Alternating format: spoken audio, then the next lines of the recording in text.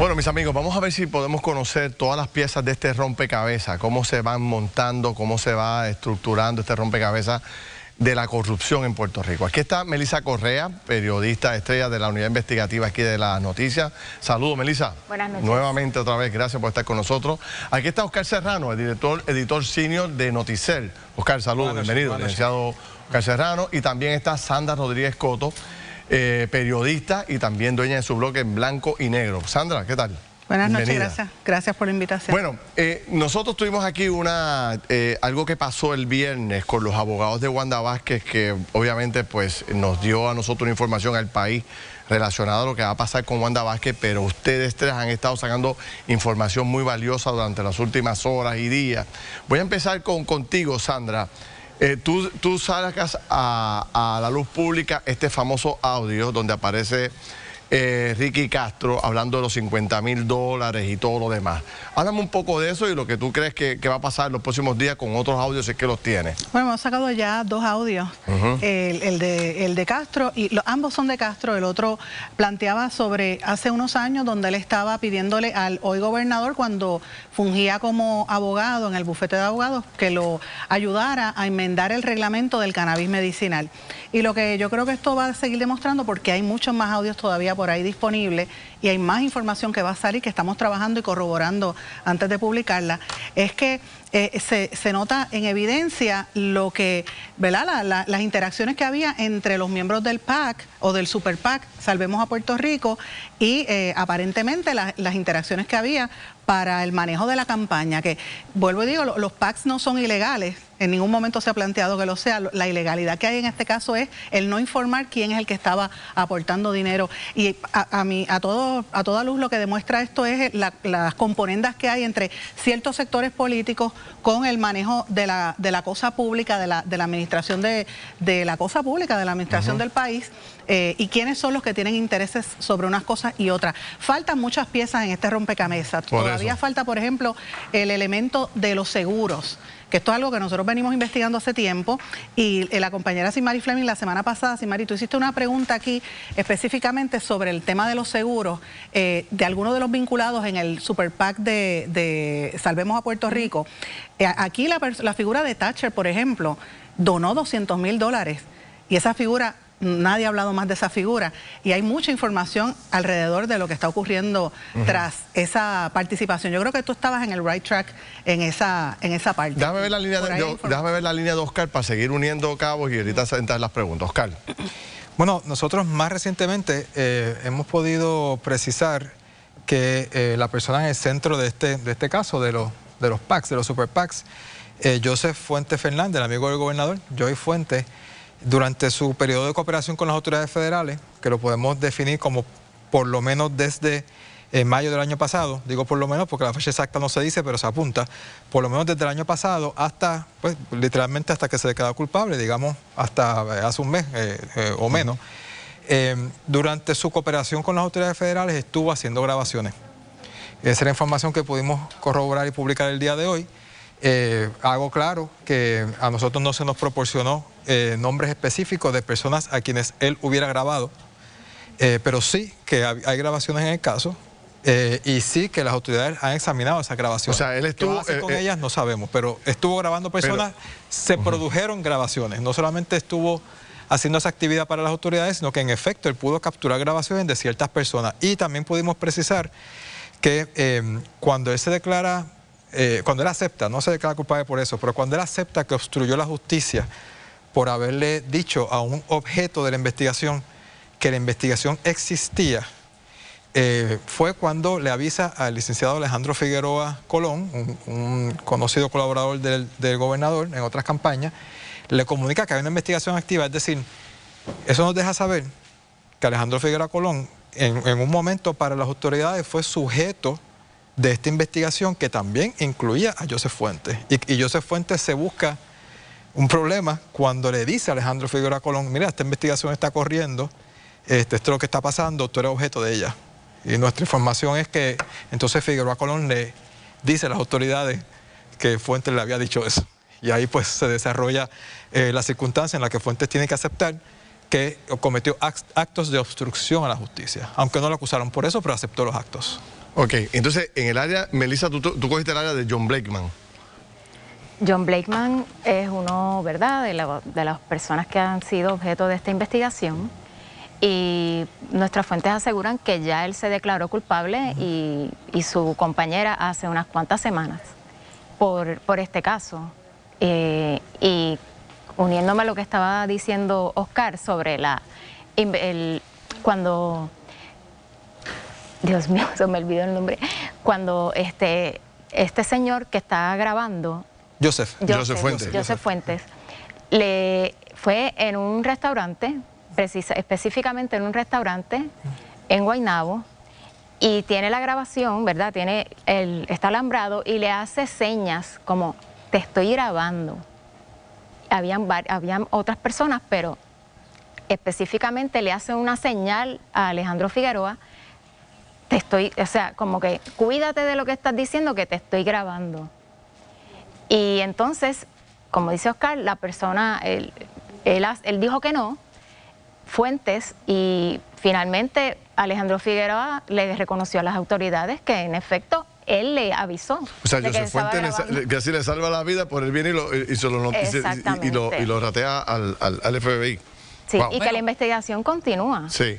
Pero Joey Fuentes se declara culpable. Se declara finalmente culpable. ¿Se declara culpable por qué? Bueno, es una pregunta importante porque el público debe recordar que cuando una persona, de momento sabemos que se declaró culpable porque tiene un arreglo con la fiscalía, yo no me refiero a después de que lo arrestaron y después de que están un rato en eso, ¿no? Sino cuando de momento sale que fulano se declaró culpable.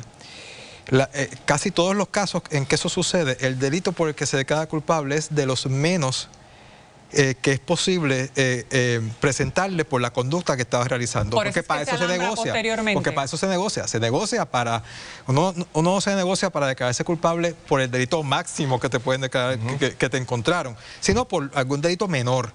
Él se declara culpable por esconder hechos materiales. Y esconder hechos materiales... los actos fueron que a la Comisión Federal de Elecciones no le dijo quiénes eran los verdaderos donantes del PACA.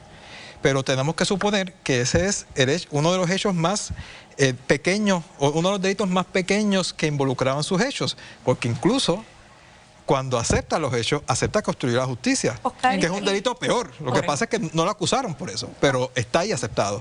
Así que cuando escuchemos Blakeman, que ya se declaró, la licenciada Díaz, cuando sepamos los delitos por los que se declararon, deben entender que son los delitos más pequeños de la conducta que cometieron, no los delitos más grandes, porque los más grandes los negociaron. Pero precisamente, Oscar y Melissa y también Sandra, si me pueden ayudar, lo que hemos visto nosotros como periodistas, cada vez que ocurren estos arreglos y que es mediante un information, es que esa persona luego va a hacer, ¿verdad?, a dar más, va a ser útil en otras investigaciones, una investigación que sigue en curso. Que por eso, entiendo yo que por eso se alambró a Joey. Sí. Exacto, pero entonces el gobernador insiste hoy en decir que esto se acabó, que el fiscal Muldrow en algún momento dijo que esto ya era punto final. ¿A qué ustedes le adjudican el hecho de que, que Muldrow haya dicho lo que dijo y si de verdad esto acabó o no acabó? Yo creo que las declaraciones de Muldrow fueron bien importantes también porque él no dijo que todo se acabó, él dijo este hecho. Y él fue muy puntual, ¿verdad? No sé la cita exacta, pero dijo eso. Este caso es por tal cosa. Vamos a ver, tenemos las declaraciones de Muldrow, vamos a verla para analizarlo, porque el punto que trae Ayola es un punto importante, porque la defensa de la administración es eso, ya no sé, ya eso terminó, el hombre se declaró culpable, aquí no hay nadie colaborando, toda la participación de este señor ya terminó. Vamos a verlo para escuchar la opinión de ustedes. Hace 2 semanas, la corrupción pública fue destapada una vez más por las autoridades federales. El contador público autorizado, Joseph Fuentes Fernández, amigo cercano del gobernador Pedro Pierluisi, se declaraba culpable por mentirle a la Comisión Federal de Elecciones. En el esquema, Fuentes ocultaba la identidad de los donantes, que de hecho aportaban al Super PAC Salvemos a Puerto Rico, comité en apoyo a un funcionario aspirante a ocupar un cargo en el Ejecutivo. Aquí comenzaron las especulaciones. ¿Estaría el gobernador Pedro Pierluisi cerca de esta candela? Acabo de decir la otra pregunta. Nosotros, bajo las reglas del departamento, no vamos a entrar en detalles de la investigación o de otras personas, pero vuelvo y repito, la conducta criminal en este caso fueron las declaraciones falsas que hizo Fuentes Fernández y el PAC al FEC. Esa es la conducta que está acusado y es lo que hemos investigado en este caso. Siguieron las especulaciones cuando hoy Información Periodística apuntó que el amigo del gobernador entraba y salía de Fortaleza alambrado por los federales. Que yo parto de la premisa que ahí me están grabando todo el tiempo. Y yo realmente soy un libro abierto. Yo tengo mi conciencia bien tranquila. Y no es eso, es que realmente para mí es inconsecuente. Hoy en día con los celulares están grabando en todos lados. O sea que no hace diferencia porque yo estoy actuando como tengo que actuar como gobernador. Ok, Oscar, ¿cómo? O sea, para algunos esto terminó. Pero tu noticia de hoy, de que él estaba alambrado, lo de Alejandro Figueroa y todo lo demás, ¿cómo tú reaccionas? O sea, ¿terminó, no terminó? ¿El hombre sigue? Bueno, yo creo que es meritorio recordar que hay reacciones y lecturas políticas, hay reacciones y lecturas de damage control, hay reacciones y hay ver los hechos. Y yo creo que nosotros lo que hacemos es ver los hechos. Y cuando uno mira los hechos, yo no puedo decir que va a ser el fiscal, ni que va a ser mañana, ni que va a ser con este caso, ni que va a ser, pero los hechos son, hay un cooperador en este caso, ese cooperador, su cooperación llegó hasta grabar personas por un tiempo considerable. Este caso implica a unos donantes que sabían que la conducta que estaban cometiendo no era válida, no era legal, porque hay mensajes de texto en los mismos documentos que se nota que había una conciencia de que lo que estaban haciendo no era legal. Y el mismo documento habla de otras personas involucradas en una conspiración. La conspiración no está presentada contra Joey Fuentes por lo que dije ahorita. Joey Fuentes no lo van a acusar de eso porque él negoció que no lo acusaran de eso.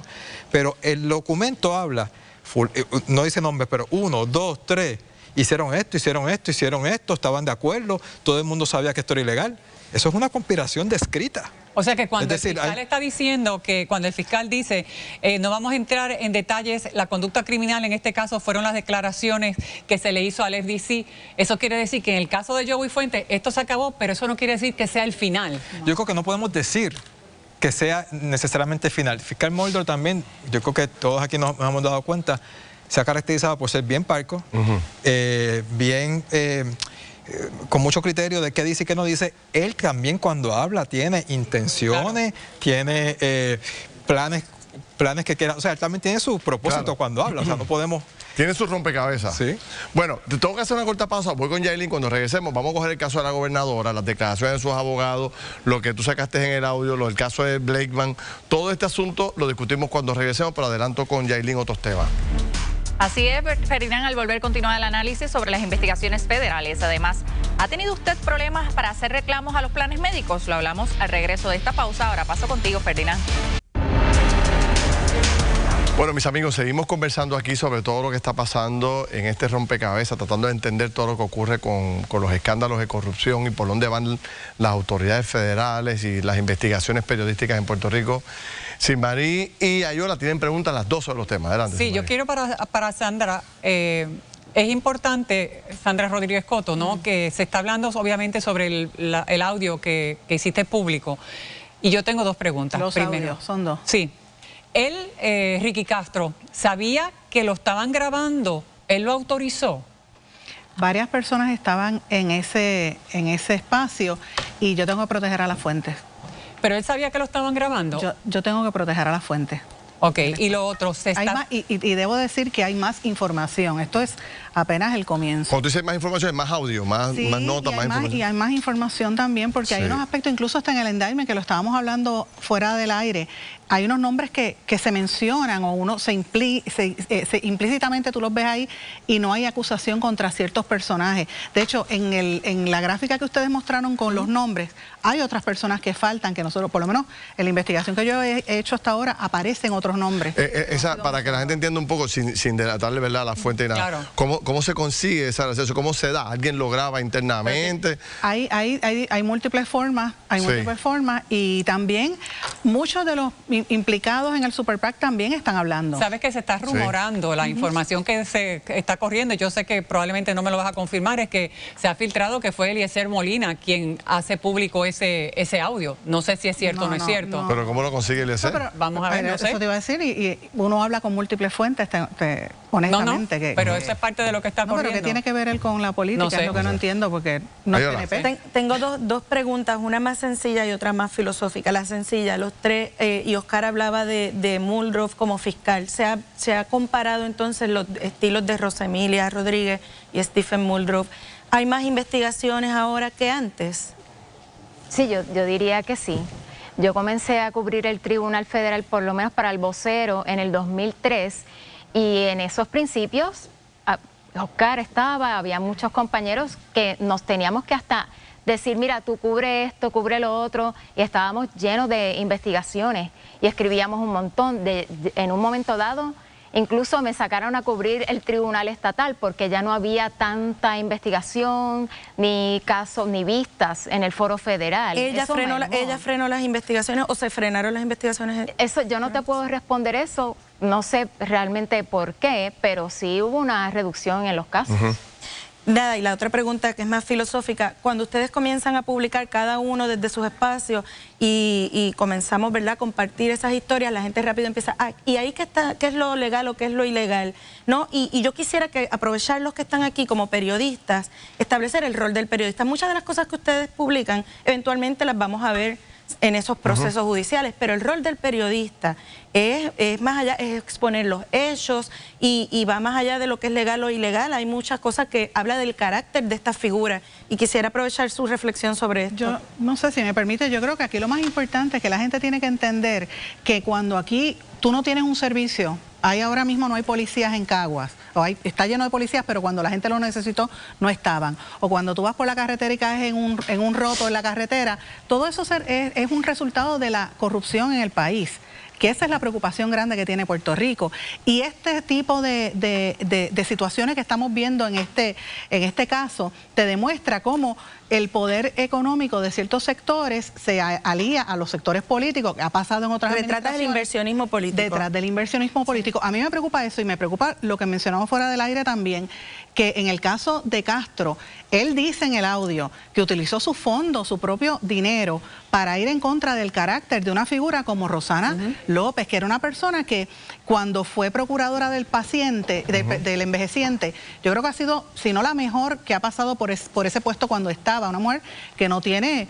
¿verdad? Presidiendo una organización de empresarios muy importante como MIDA. Entonces uno dice, si hacen eso con un candidato político de la alcaldía de San Juan, ¿qué no harán con el resto de la sociedad? Tengo que ir concluyendo porque tengo ahora otros temas, pero pregunto, en lo que me queda de tiempo con ustedes, por la información que tienen, ¿vienen arrestos significativos? A nosotros nos hicieron llegar que venían 5 alcaldes más que se iban a arrestar, no sabemos el número exacto, pero la información que ustedes tienen es que las autoridades federales están con las manos llenas. Bueno, mira, no tenemos ni que referir a nuestra información. Aquí vinieron abogados a anticipar arrestos la semana pasada y el propio Muldrow en una conferencia de prensa dijo que él tenía suficientes casos para radicar. Yo creo que aquí lo que ha sucedido con esta fiscalía, que me recuerda en la racha de casos que tiene a Guillermo Gil. No voy a entrar en las razones de por qué Rosemilia no, eso será otro día, pero la comparación directa es este fiscal y Guillermo Gil. Ya está. Y yo creo que lo que ellos están haciendo es, tienen una línea de casos preparados, tienen una línea larga de casos preparados y los van soltando cuando quieran. Ya están listos ya. Por cuenta gota. Están listos ya, los documentos están hechos, la gente está cuadrada. Algunos casos, algunos como Blakeman ya incluso fueron al tribunal y están sellados y los van soltando cuando quieran. Yo escuché que eran alrededor de 60 arrestos en total, desde los que ya se han hecho y los que vienen alrededor de 60, entre alcaldes y legisladores. No tengo más tiempo. Gracias a los tres, los felicito por el trabajo. Ya los sigo invitando para seguir analizando las diferentes investigaciones que están haciendo en sus respectivos medios. Yailin, adelántame los temas que venimos, que ya veo un panel aquí muy interesante de médicos. Así es, Ferdinand, y también tenemos nuestra encuesta, claro, y queremos saber su opinión al respecto. Y preguntamos en nuestras redes sociales, ¿cree que las autoridades federales radicarán cargos contra Wanda Vázquez, sí o no? Esas son las opciones. Recuerde buscarnos en todas las plataformas sociales como Jugando Pelota Dura. No olvide darnos like y compartir. No se vaya lejos, que regresamos con más de Jugando Pelota Dura.